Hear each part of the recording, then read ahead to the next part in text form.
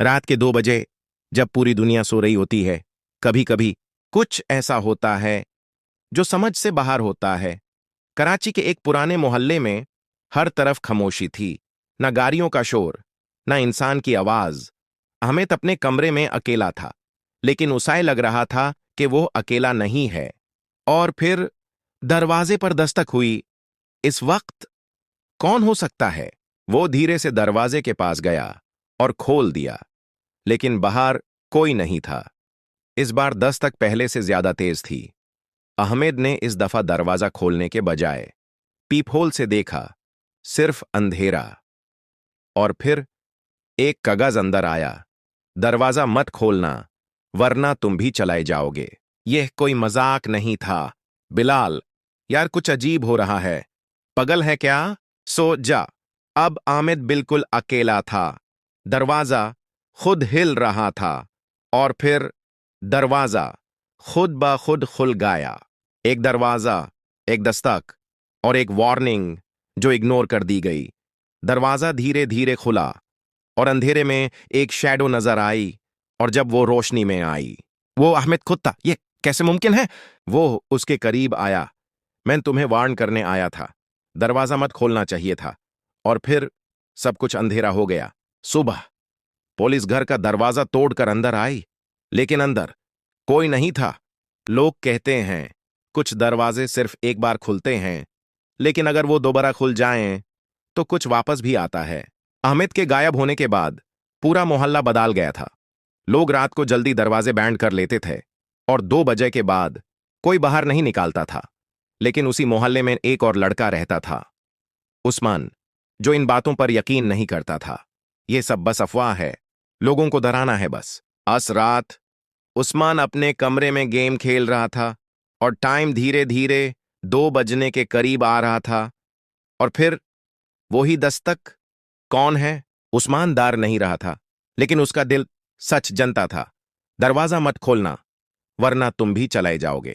Same drama, लेकिन इस बार कुछ अलग हुआ। उस्मान, दरवाजा मत खोलना।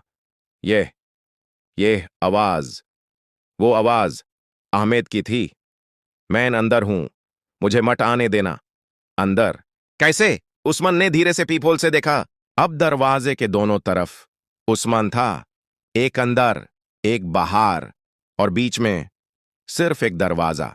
दरवाजा खोलो, मैं हूं, मत खोलना, वरना तुम फंस जाओगे, जैसे मैं फंस गया। उस रात उस्मान ने एक फैसला लिया।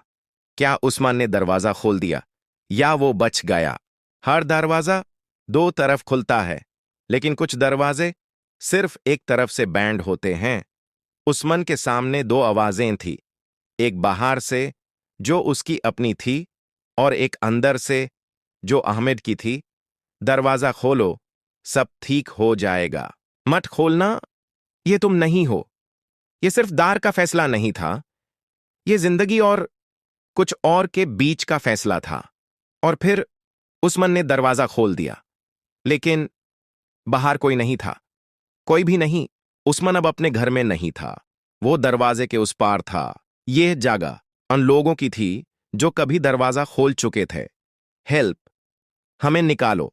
अहमद, मैंने कहा था मत खोलना। अहमद ने सच बताया, ये जगह एक ट्रैप है।